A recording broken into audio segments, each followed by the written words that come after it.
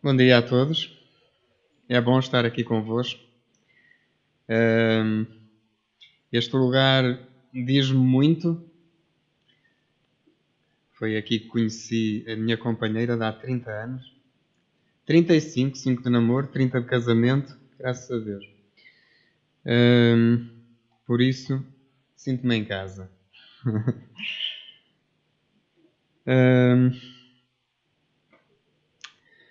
O tema que foi sugerido por parte da organização, ele é de todo pertinente em todas as épocas, em todo o tempo.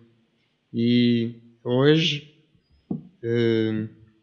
se calhar mais que nunca, não é? Porque vivemos dias tão complicados, tão confusos, em que existem tantas correntes, tantas ideias e tantas forças para anular o Evangelho de Jesus Cristo, como se isso fosse possível. Mas não é possível. Pela graça de Deus não é possível. E a mensagem que nós abraçamos e a mensagem que nós transmitimos, ela não está presa aos laços humanos, porque ela é de Deus, não é? E isso traz-nos confiança, traz-nos convicção e isso é muito bom. Temos assim uma plateia desde crianças, desde bebés, jovens, adolescentes, pessoas de mais idade. Não sei se hei de falar numa linguagem de bué fixe. Bem, mas vamos indo, vamos caminhando. Vamos iniciar então lendo este texto, os primeiros 12 versículos que me cabe falar, e vamos ter como base esta meditação. E a Bíblia diz-nos assim, eu estou a usar uma versão que é a versão que sempre usei, a versão João Ferreira de Almeida corrigida, e diz assim: Paulo, apóstolo de Jesus Cristo, pela vontade de Deus, segundo a promessa da vida que está em Cristo Jesus, a Timóteo, meu amado filho, graça, misericórdia e paz da parte de Deus Pai e da de Cristo Jesus, nosso Senhor. Dou graças a Deus, a quem desde os meus antepassados sirvo com uma consciência pura, porque sem cessar faço memória de ti nas minhas orações, noite e dia, desejando muito ver-te, lembrando-me das tuas lágrimas para me encher de gozo, trazendo à memória a fé não fingida que em ti há, a qual habitou primeiro em tua avó Loide e em tua mãe Eunice, e estou certo de que também habita em ti. Por este motivo, te lembro que despertes o dom de Deus que existe em ti pela imposição das minhas mãos. Porque Deus não nos deu o espírito de temor, mas de fortaleza e de amor e de moderação ou de bom senso. Portanto, não te envergonhes do testemunho de nosso Senhor, nem de mim, que sou prisioneiro seu. Antes participa das aflições do Evangelho, segundo o poder de Deus, que nos salvou e chamou com uma santa vocação, não segundo as nossas obras, mas segundo o seu próprio propósito e graça que nos foi dada em Cristo Jesus antes dos séculos ou dos tempos dos séculos, e que é manifesta agora pela aparição de nosso Salvador Jesus Cristo, o qual aboliu a morte e trouxe à luz a vida e a incorrupção pelo Evangelho, para o que fui constituído pregador e apóstolo e doutor dos gentios. Versículo 12. Por cuja causa padeço. Também isto, mas não me envergonho, porque eu sei em quem tenho crido, e estou certo de que é poderoso para guardar o meu depósito até àquele dia. Que o Senhor nos abençoe esta manhã com a meditação da Sua Palavra. Dizia eu há pouco que nós temos e vivemos dias que não são fáceis, são dias difíceis. As correntes são fortes para nos usurpar, para nos tirar a fé.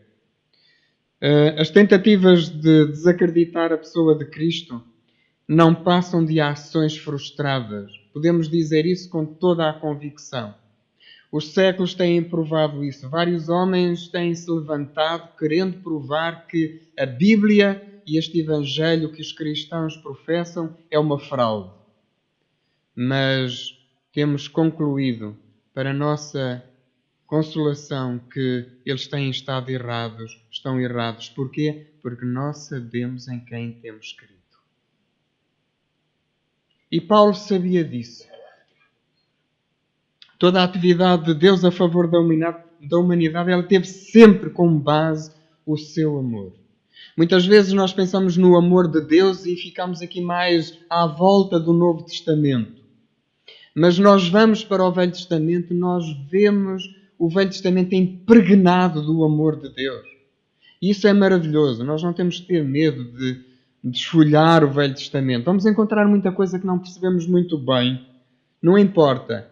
O importante é que nós vemos ali, em todo o Velho Testamento, um Deus apaixonado pelo ser humano, um Deus apaixonado por nós. A paixão de Deus não é uma coisa de 2000 anos a partir de Cristo. A paixão de Deus pelo ser humano existe e está patente desde o mundo ainda nem existia. E Deus já nos amava. Isso é maravilhoso. A própria lei, sabem, ela fala-nos desse amor de Deus. E Paulo sabia isso. E nós lemos este texto, eu vou tentar cingir-me um bocadinho ao que tenho aqui a ponte, para não passar do meu tempo. E Jesus, há este episódio em Mateus que diz: e um deles, doutor da lei, interrogou-o para o experimentar, dizendo: Mestre, qual é o grande mandamento na lei? E Jesus disse-lhe: amarás o teu Deus de todo o teu coração e de toda a tua alma e de todo o teu pensamento. Este é o primeiro grande mandamento. Mas Jesus não fica por aí. A pergunta que este doutor da lei tinha feito a Jesus para o experimentar, para o tentar, para ver se ele até sabia umas coisas. Miserável doutor da lei, não sabendo que estava a falar com o dono da lei.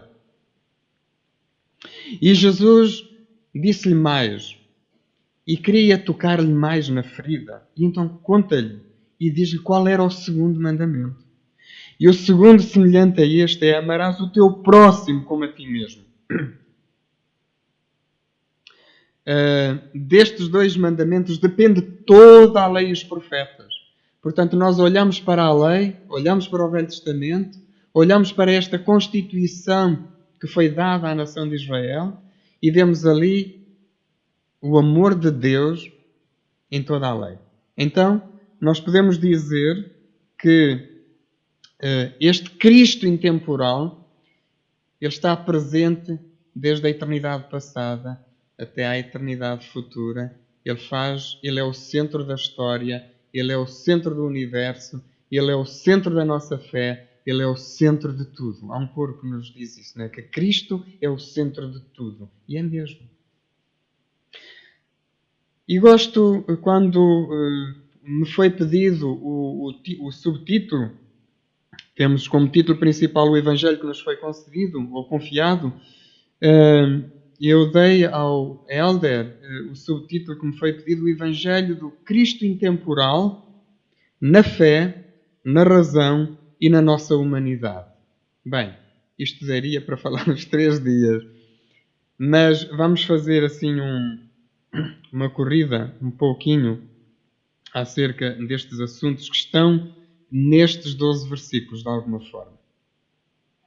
O Cristo intemporal, o Evangelho de Cristo, ele não está circunscrito ao calendário e aos caprichos dos homens, nem aos caprichos do próprio cristianismo que tantas vezes é apresentado como tal. Há muitos caprichos nossos, sabem? Nós, como cristãos, às vezes estamos um pouquinho condicionados e vamos colecionando ideias nossas, vamos construindo paradigmas dentro do cristianismo. Mas sabem, Cristo é muito mais que isso. E Ele não está circunscrito à nossa agenda, ao nosso calendário. Jesus trava um diálogo com Nicodemos e explica-lhe uma coisa e diz assim: olha, o Espírito de Deus é como o vento. Ele vem e vai e nós não sabemos de onde vem nem para onde vai.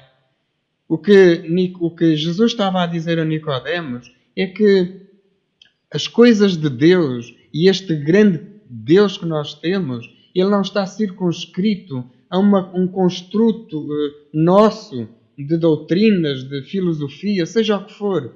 Deus age como quer, em quem quer e da forma como quer. Ele não está circunscrito a alguma construção que nós achamos ser lógica para nós.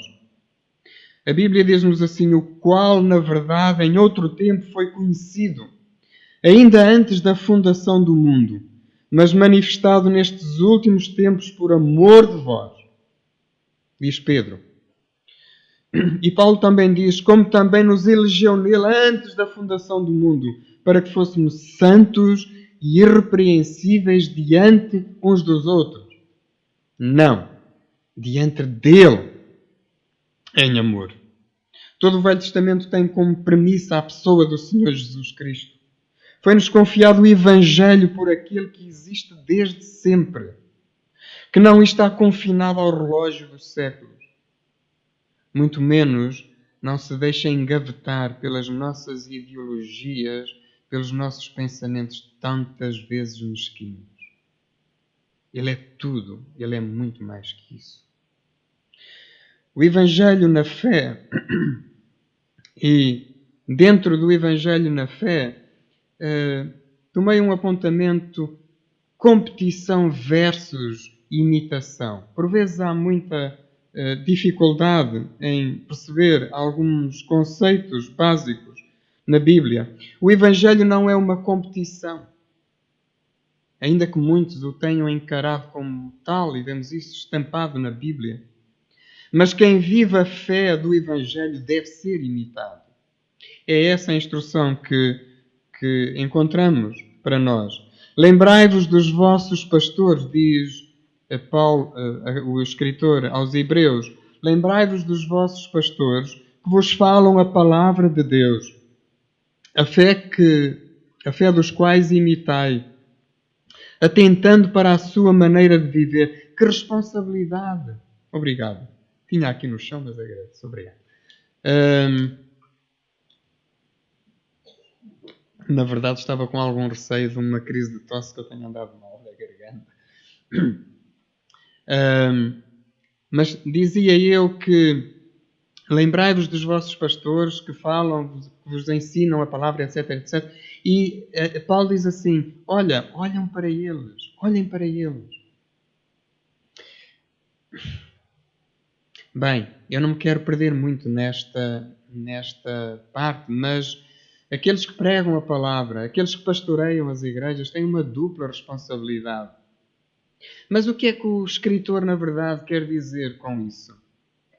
O que é que Paulo nos quer dizer com isso? Assumo, enfim, que tenha sido Paulo a escrever aos Hebreus, não quero entrar nessa polémica, mas ele em Coríntios diz: sigam, pois, o meu exemplo, como eu sigo o exemplo de Cristo, ou seja, sede meus imitadores como eu sou de Cristo. No fundo é isso que ele também está aqui a dizer a Timóteo. Por outro lado, ele diz-nos: Cristo Jesus veio ao mundo para salvar os pecadores, dos quais eu sou o principal. E ainda reforça mais esta ideia e diz assim: porque não faço o bem que quero, mas o mal que não quero, esse eu faço. Miserável homem que eu sou, quem me livrará do corpo desta morte? E a pergunta que nós podemos fazer é: em que é que ficamos, afinal?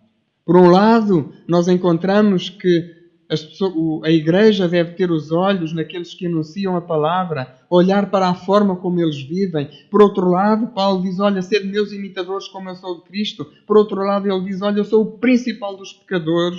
O bem que eu quero fazer, esse não faço. O mal que eu não quero fazer, esse eu faço. Miserável homem que eu sou, quem me livrará do corpo desta morte? Em que é que ficamos, afinal?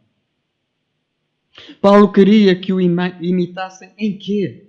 A pergunta que pode ficar no ar. Mas sabem, é precisamente pela consciência profundamente humana que lhe permite ser autêntico quanto à sua fragilidade e quanto à sua vulnerabilidade. Esta sua condição permite-lhe ver melhor a santidade e a perfeição de Jesus Cristo. A expressão do Evangelho entende-se pela linguagem da alma. Nós precisamos de pregar o Evangelho da alma. Era isso que o apóstolo queria que entendessem, sabe? O Evangelho não muda de fora para dentro, ele muda de dentro para fora. Quando nós tentamos mudar de fora para dentro, ficamos frustrados porque queremos mudar o cenário onde nos movimentamos. Mas quando a mudança vem de dentro, esse cenário muda naturalmente. Foi isso que aconteceu com Paulo. É esse testemunho que ele está a dar. É isso que ele diz a Timóteo quando fala da sua fé, quando fala das suas lágrimas. Deus convoca-nos a sermos um meio e nunca um fim. E muitas vezes o Evangelho é pregado por muitos, de uma forma geral, ao longo dos séculos. E as pessoas usam-no como sendo eles o fim. Mas não, a Bíblia diz-nos que nós somos o meio para que Deus manifeste a sua glória, e a glória do Evangelho é o fim. Esse é o fim para o qual nós somos chamados a anunciar. Esse Evangelho que nos foi confiado. É isso que Paulo quer dizer. Paulo, apóstolo de Jesus Cristo, pela vontade de Deus. Vemos isso no versículo 1 da nossa passagem. Não foi pela sua vontade, foi pela vontade de Deus. E nós temos que assumir isso na alma. É a vontade de Deus. Não é a nossa força. Não são as nossas capacidades. Se havia alguém com capacidade era Paulo. E ele pode dizer, a minha ou a nossa capacidade vem dos líderes que nos governam. Foi assim? A nossa capacidade vem de Deus. Ele tinha essa consciência. Os que quiseram, ou seja, a boa nova, ela não é plagiável, sabe? Nós vivemos no mundo do plágio. Existem plataformas preparadas, altamente sofisticadas para detectar plágios dos artigos científicos, etc, etc. Quem faz artigos científicos tem que ter muito cuidado com isso, hoje em dia. Há forma de ver claramente se há plágio ou não. Mas o Evangelho não é para ser plagiado. Não há como ser plagiado. Ele é para ser vivido apenas. Os que quiseram competir não foram bem-sucedidos. E isto é uma prática muito antiga, sabem? Nós lemos assim, verdade é que também há alguns pregam a Cristo por inveja e porfia, mas outros de boa vontade. Mas os judeus desobedientes, outra passagem diz-nos, mas os judeus desobedientes, movidos de inveja, tomaram consigo alguns homens perversos, dentre os vadios, e ajuntando o povo, alvoraçaram a cidade. Vemos isso tanto na Bíblia, não é? Aqueles grupos que alvoraçavam as igrejas. Alguns metiam-se dentro das igrejas para alvoraçarem as igrejas, criarem confusão, com muitas ideologias, com muitas doutrinas. E Paulo diz assim, olha, agarrem-se ao Evangelho de Jesus Cristo. E sabem uma coisa? Alguém me disse que 60% do Evangelho é prática. Eu diria até 80% do Evangelho é prática. Como vivemos o Evangelho? E estes que alvoraçavam, estes que pregavam por inveja, as suas vidas falavam de tudo menos do Evangelho. Então, rapidamente caíam em descrédito. E Paulo nem estava bem preocupado com isso. Olha, deixa-os pregar, desde que Cristo seja anunciado, não é? Ele não estava preocupado com isso. A competição, digo eu, a competição é uma piscina de água morna para a inveja. É bom nadar numa piscina de água morna, certo? É aprazível. É aí que se move a inveja. Não queremos essa piscina. Que o Senhor nos dê graça.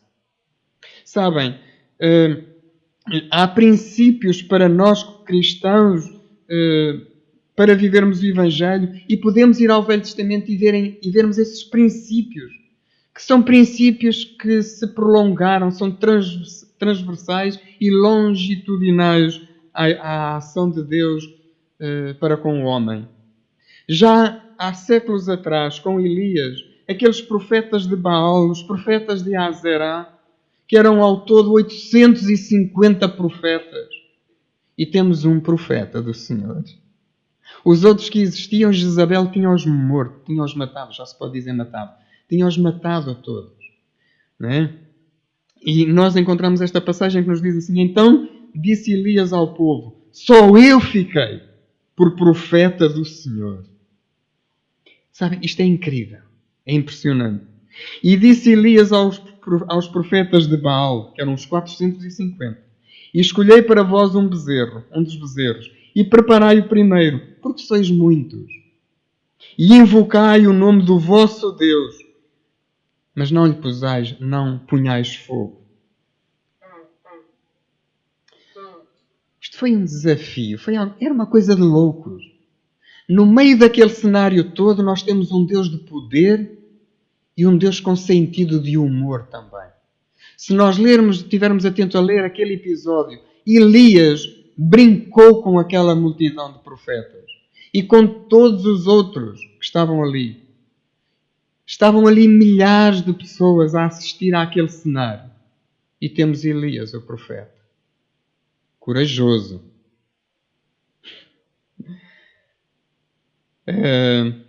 Sabem, o Evangelho que pregamos dá-nos ousadia. O que nos tem sustentado e o que tem sustentado a Igreja durante estes 2000 anos é a ousadia que o Evangelho nos confere. Porque Deus não nos tem dado o espírito de cobardia, diz Paulo neste texto no versículo 7. Nós não temos um espírito de cobardia. A Bíblia diz-nos que o espírito que habita em nós, dizendo por outras palavras, maior é o que habita em nós do que aquilo que está no mundo. Por isso nós temos ousadia de pregar o Evangelho tal como ele é. Pregar a ação do Espírito Santo na nossa vida. Pregar a ação de Deus ao longo dos milénios, dos séculos. Como o Espírito Santo de Deus contende com o nosso espírito, segreda com o nosso espírito e diz-nos assim: tu és filho de Deus. Isso confere-nos esta convicção profunda para sermos ousados perante aqueles que clamam aos seus deuses.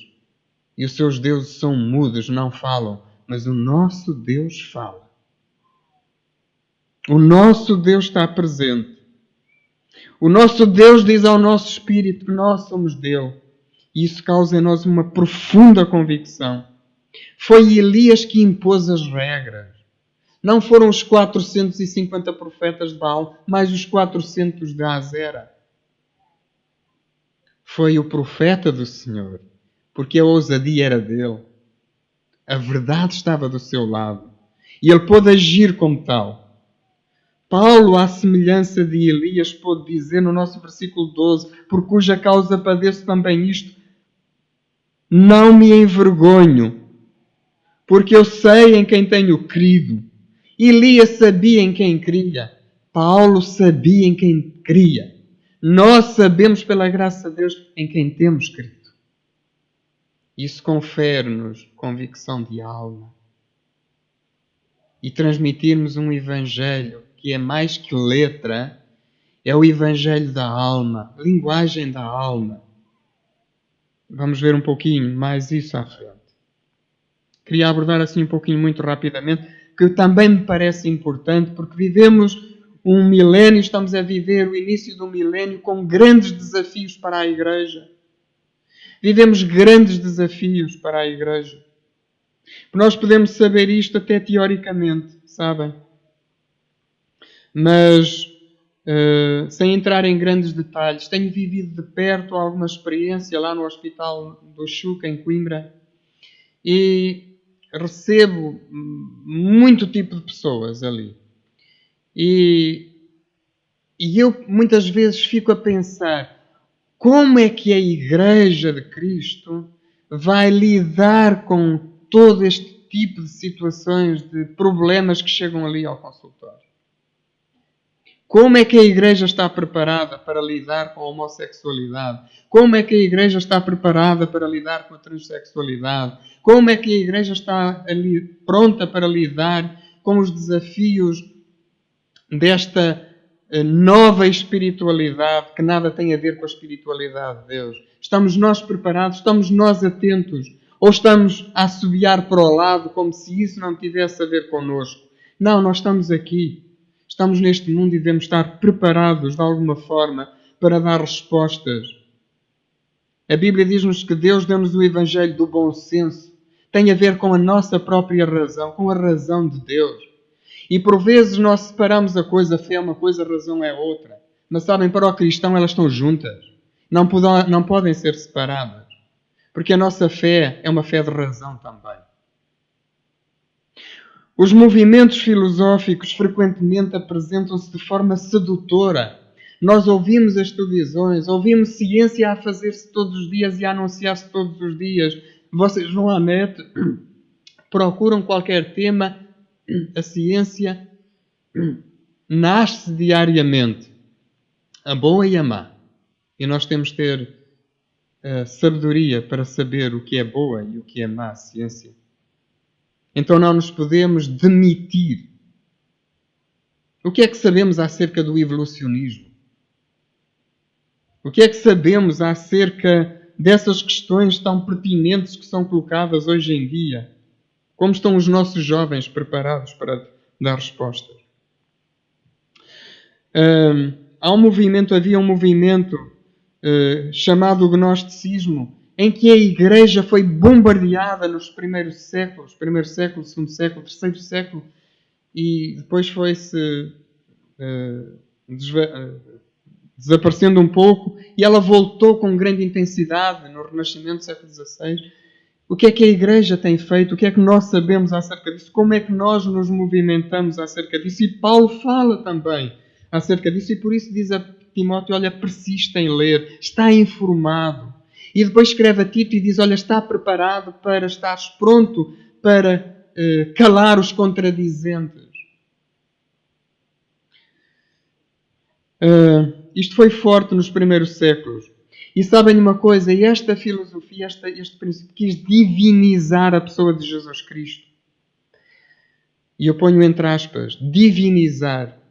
Porque nós sabemos que Jesus é divino. Mas quando eu digo que eles quiseram divinizar, é de uma forma pejorativa. Eles quiseram divinizar Cristo a ponto de dizerem que Jesus não veio em carne. Foi tão espetacular que ele veio em espírito e não veio em carne. E isto parece uma mensagem sedutora. E foi sedutora para a igreja primitiva. E há muita mensagem hoje que está a ser anunciada que também é sedutora para a igreja dos nossos dias. Como estamos a lidar com ela. E sabem, e João escreve de uma forma veemente e diz assim: e todo o espírito que não confessa que Jesus Cristo veio em carne não é de Deus.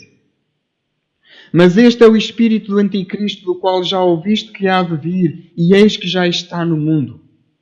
E diz ainda mais, porque já muitos enganadores entraram no mundo, os quais não confessam que Jesus Cristo veio em carne. Este tal é o enganador e o anticristo. Parecia uma coisa tão agradável de se ouvir. Mas sabem, é importante o mundo e a igreja perceber que Jesus Cristo veio em carne. Os demónios e muitos dos endemoninhados, ainda hoje nos nossos dias, não querem aceitar o Jesus de Nazaré que veio em carne. Ele veio em carne. Ele nasceu homem. E foi Deus também.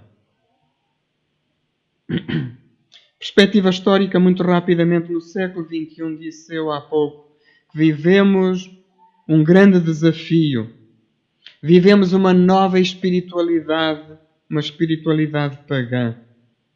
Podemos ir às bibliotecas e encontramos milhares de livros de autoajuda, abordando aspectos espirituais. A psicologia hoje em dia está toda voltada para aí. Como lidamos nós com isso? Estamos nós preparados? Conhecemos nós o Evangelho que nos foi deixado para estarmos preparados a dar resposta? Sabermos em quem queremos, da forma como queremos? Um grande desafio para a Igreja. A fé apostólica sobreviveu até ao século IV, sabem? De uma forma dramática. Este cristianismo, os nossos irmãos desses primeiros 3 séculos, viveram nas catacumbas, escondidos. Eram lançados às arenas, eram mortos. Mas nada disso fez parar, porque o Evangelho de Jesus Cristo, a convicção, a ousadia, é mais que a força dos homens. E por isso a Igreja subsistiu.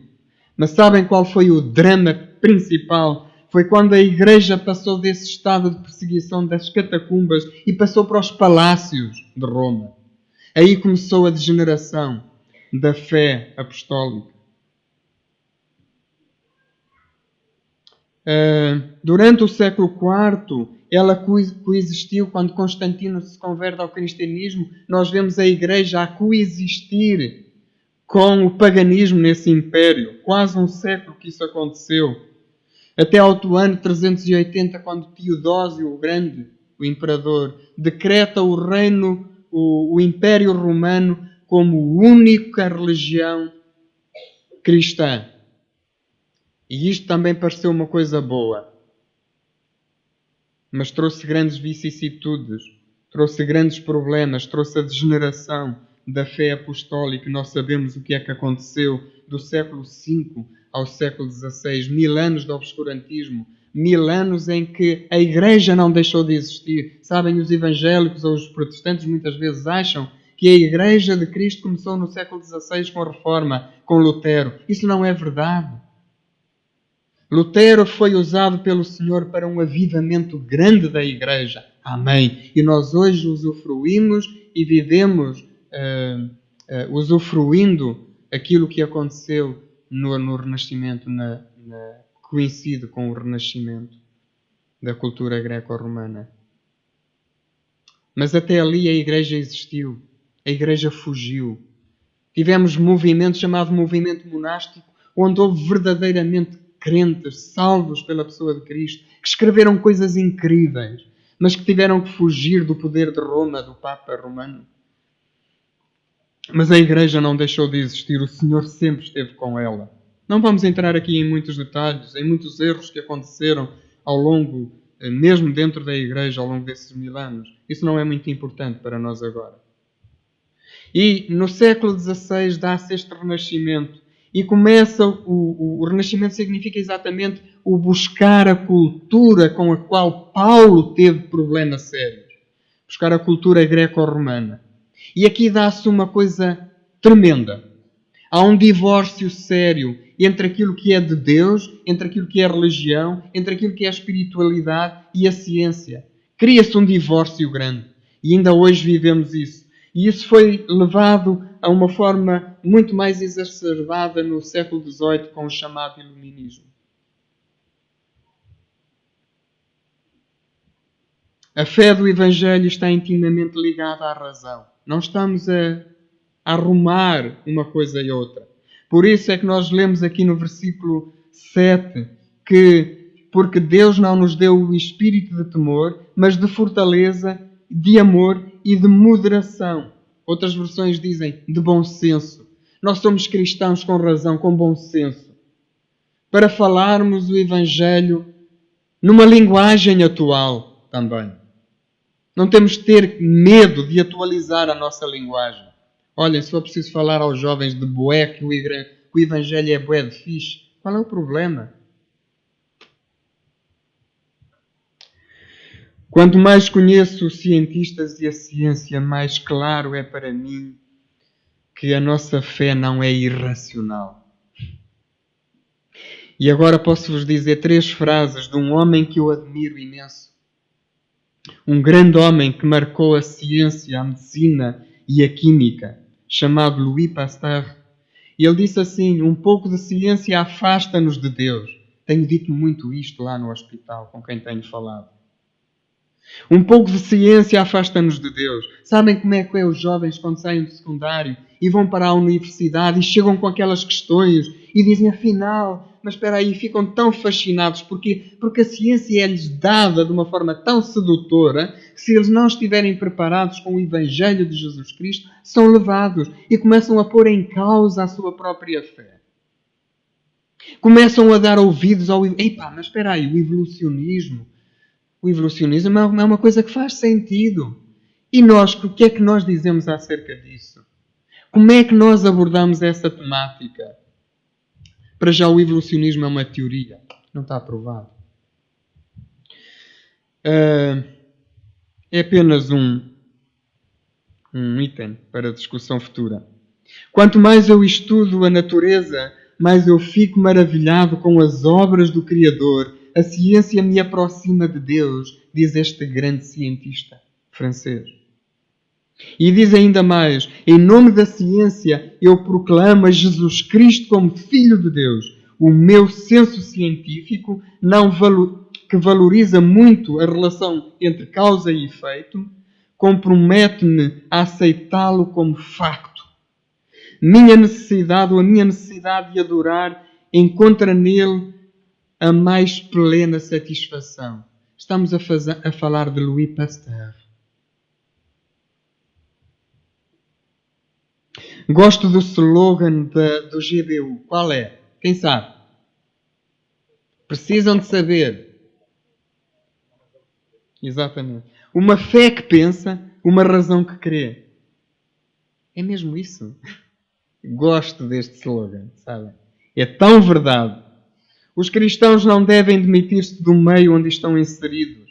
Devemos saber onde estamos, como é que as pessoas pensam, para termos a sabedoria de Deus para lhes transmitir o Evangelho que nos foi deixado. O apóstolo Paulo diz assim, como eu hoje percebo melhor isto, sabem? Eu disse este versículo muitas vezes de uma forma teórica, apenas intelectual, mas eu hoje, a sério, eu hoje percebo aquilo que Paulo quis dizer com isto. Fiz-me como fraco para com os fracos, para ganhar os fracos. Fiz-me tudo para com todos, para ver, de alguma forma, por todos os meios, chegar a salvar alguns. É preciso elasticidade mental e espiritual para podermos agir e chegarmos aos outros. Não é fecharmos numa... Agora tenho que ter cuidado com esta palavra. Redoma. Sabe?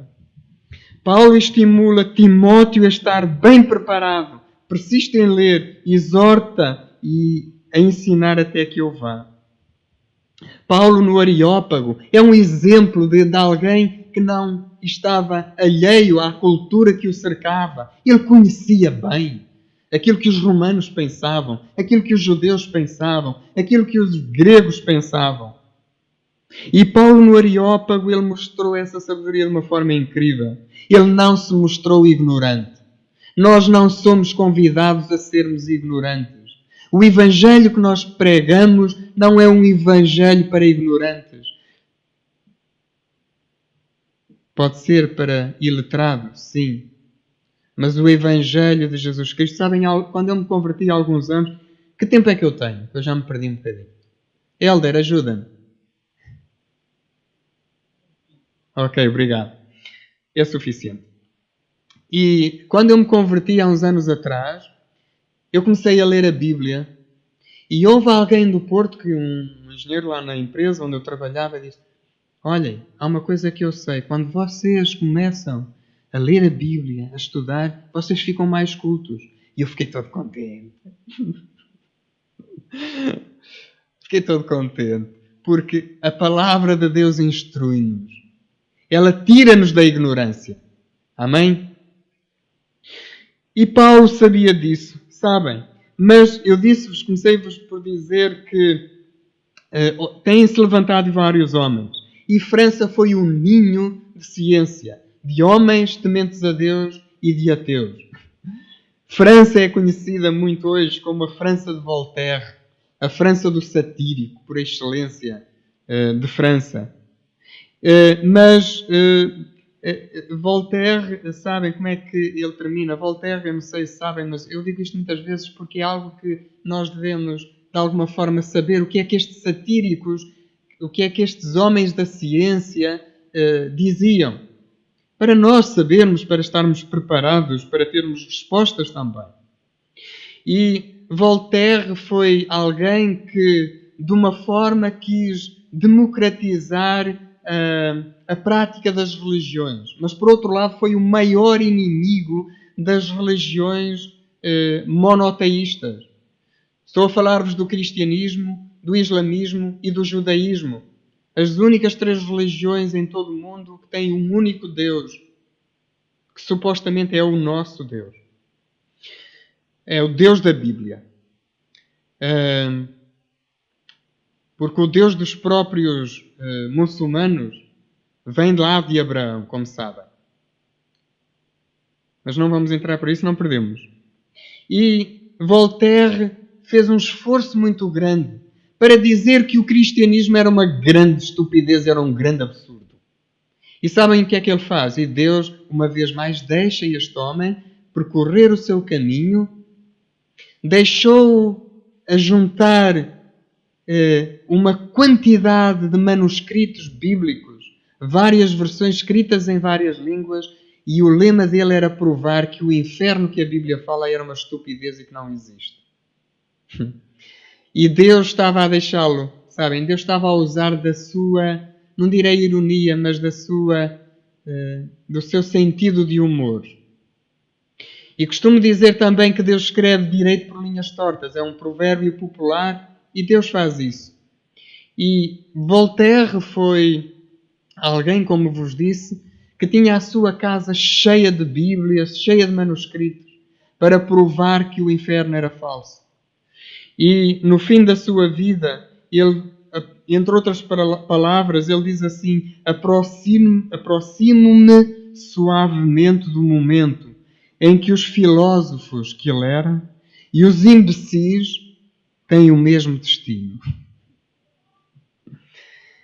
Hoje, a casa de Voltaire é uma sociedade bíblica devido à grande quantidade de manuscritos. Deus é assim. O Evangelho que nos foi confiado tem sido veiculado por muitos meios e de muitas formas, por eruditos e por pessoas muito simples. Mas sabem uma coisa, e é isto que nos deve alegrar profundamente. Mas o êxito desta missão não se deve à habilidade e a manuais de instrução humanas. Não. A que é que se deve? Tanto na erudição como na maior das simplicidades, o Evangelho expressa-se pelo poder de Deus. Em cada um. Não há outra forma. Por isso é que Paulo escreve aos Romanos e diz assim: porque não me envergonho do Evangelho de Cristo, pois é o poder de Deus para a salvação de todo aquele que crê, primeiro do judeu e também do grego. Os judeus, sabem, representavam de alguma forma a ideia de religião e fé. Por outro lado, temos os gregos que representavam a razão e a ciência. E Paulo diz aos Coríntios desta forma maravilhosa: mas nós pregamos a Cristo crucificado, que é escândalo para os judeus e loucura para os gregos. A nossa mensagem quebra paradigmas, muda padrões. E agora o tema que me entusiasma mais. E estamos a caminho do fim. É que o Evangelho de Cristo é o Evangelho que se expressa na nossa humanidade. Eu gosto disso. Eu gosto de ser profundamente humano. A tendência do ser humano e a nova espiritualidade, e isto é perverso, é endeusar o homem. O homem é capaz. Até se diz que o homem usa apenas 5 ou 10% da sua capacidade intelectual. Porque quando o homem usar 90%, é Deus. Segundo algumas teorias, correntes filosóficas. E isto é sedutor. Uau! Nós temos essa capacidade. Isso agrada-me. Deixa-me ver como é que funciona isso. E depois então há estratégias para meditações, há estratégias. Vai-se a essas livrarias, encontram-se livros com 1001 técnicas para fazermos rentabilizar a capacidade humana. Mas Deus de lado. Deus não. E nós cristãos dizemos, não, Cristo é o centro.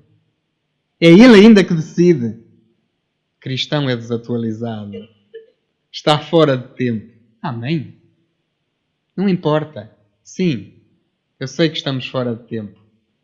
Mas é isso que nos dá, que permite dizer que o Evangelho de Jesus Cristo não muda com os tempos. Deus dá-nos a habilidade e a sabedoria para mudar a nossa linguagem para chegar às pessoas.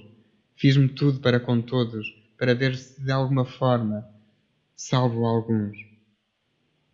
Não é com os métodos de há 100 ou 200 anos que eu vou cativar e evangelizar. Não. É um evangelho de afetos. O nosso Deus é um Deus de afetos. O evangelho é um evangelho de afetos, porque Deus é um Deus de afetos. Se ficarem com isto hoje, valeu a pena. Deus é um Deus de afetos. Como é que já Deus se fazia conhecer, se dava a conhecer no Velho Testamento? Deixei-me dizer-vos que, sabem, havia uma grande diferença entre os Israel, que tinha um Deus, e havia todos os outros povos que tinham deuses para tudo e mais alguma coisa. Se nós viajássemos 3, 4, 5 mil anos atrás e fôssemos visitar aqueles povos que atormentavam Israel, nós vemos que eles em todo o canto e esquina tinham templos com grandes imagens. E se nós fôssemos lá e perguntássemos, então quem é o vosso Deus? Eles levavam-nos a esses lugares e diziam, este é o nosso Deus. O Deus Baal, o Deus Ramon, o Deus isto, o Deus aquilo. Tinham Deus para tudo. Mas se nós fôssemos a Israel e perguntássemos à nação de Israel, às pessoas de uma forma geral, e perguntássemos assim, olha, como é que é o vosso Deus? Quem é o vosso Deus? Eles não tinham outra maneira de dizer e de mostrar, olha, venham ver como nós vivemos. Tinham apenas o templo em Jerusalém e muitas vezes nem o tinham. Tinha sido destruído. Eles, não temos nenhuma estátua para vos mostrar, mas venham ver como é que nós vivemos, como é que nós tratamos das viúvas, como é que nós tratamos dos nossos filhos, como é que nós lhes ensinamos as coisas de Deus. E aí vocês ficam a conhecer o nosso Deus. Prática. Não é muito diferente do Evangelho que nós podemos e devemos anunciar. É um Deus de afetos. É um Deus de afetos. Nós vamos para Israel e nós lemos ali que o direito que nós hoje temos e dizemos e atribuímos ao direito romano, que herdamos o direito romano, e é verdade.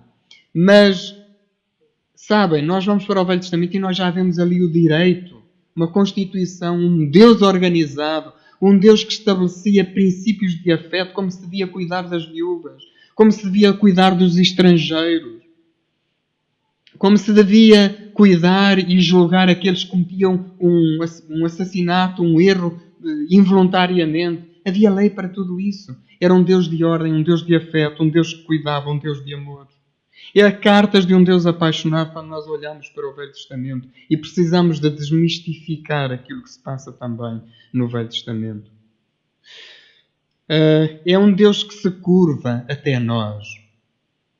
É um Deus de afetos. E Deus diz assim, pois olhou desde o alto, desde o seu... Desculpem. Porque olhou desde o alto do seu santuário, desde os céus, O Senhor, o Senhor contemplou a terra para ouvir os gemidos dos presos. Era um Deus que não é um Deus indiferente. Não é o Deus distante, é um Deus próximo. E esperei com paciência no Senhor e Ele se inclinou para mim e ouviu o meu clamor, diz o salmista. É este Deus que nós temos. É um Deus que se importa connosco.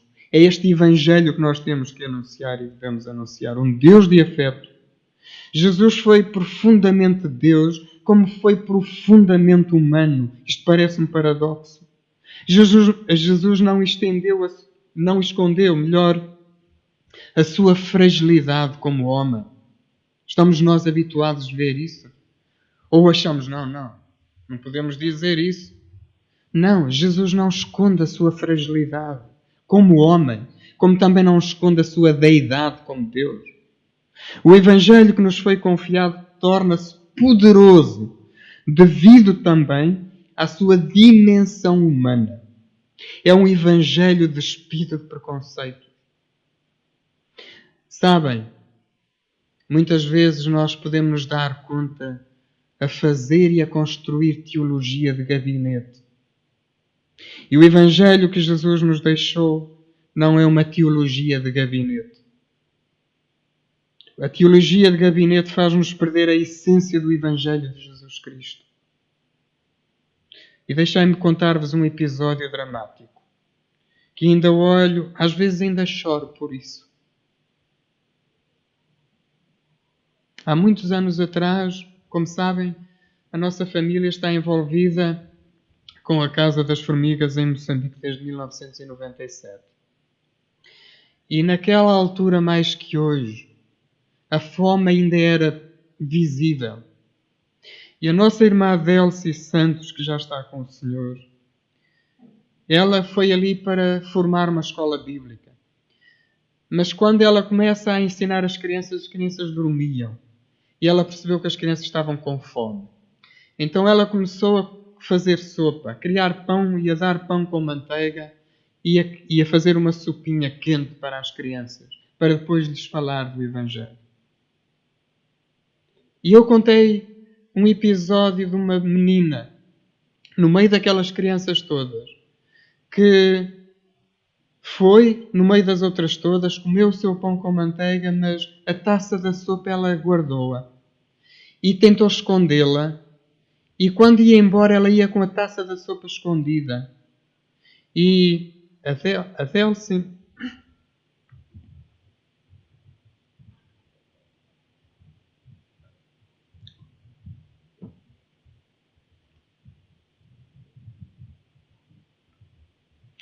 A Delcy chega perto da criança e pergunta-lhe por que é que ela levava a sopa. E ela disse, porque eu tenho uma irmã pequenina em casa. Ela deixou de comer a sopa para levar para essa irmã em casa. E eu contei este episódio. E havia lá o pregador, não era eu que pregava nesse dia, isto em Algeriz.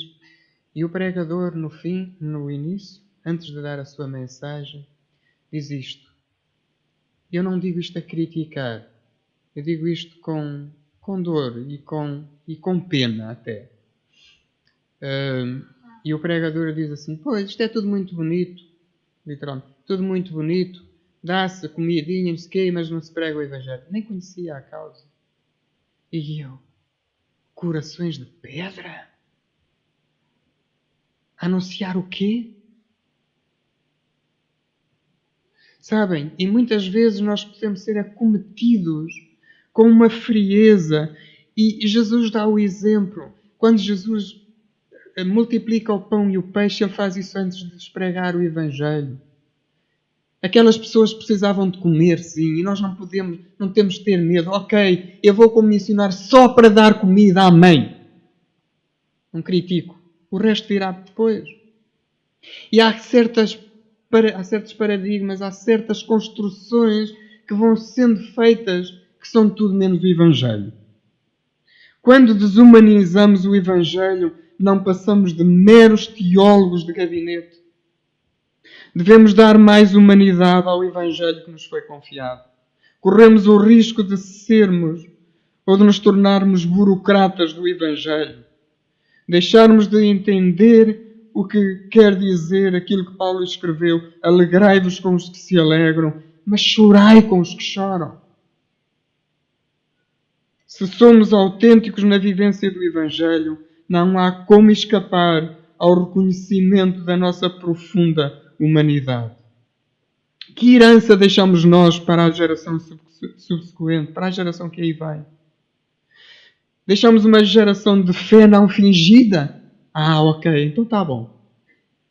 Ou andamos a fingir? Sabem, Timóteo e Paulo falam aqui no nosso texto e exalta duas mulheres, que era a avó e a mãe de Timóteo. E exalta e diz assim no versículo 4: desejando muito ver-te, lembrando-me das tuas lágrimas, para me encher de gozo. Paulo tinha saudades das lágrimas de Timóteo. Paulo era alguém de afeto também. Temos um Timóteo que era, quando chorava, chorava. Quando se alegrava, alegrava-se. Quando era necessário descompor-se, descompunha-se. Não há problema nisso. Porque o Evangelho é um Evangelho de afetos. É um Evangelho que nos ensina a amar e a sentir. Trazendo à memória a fé não fingida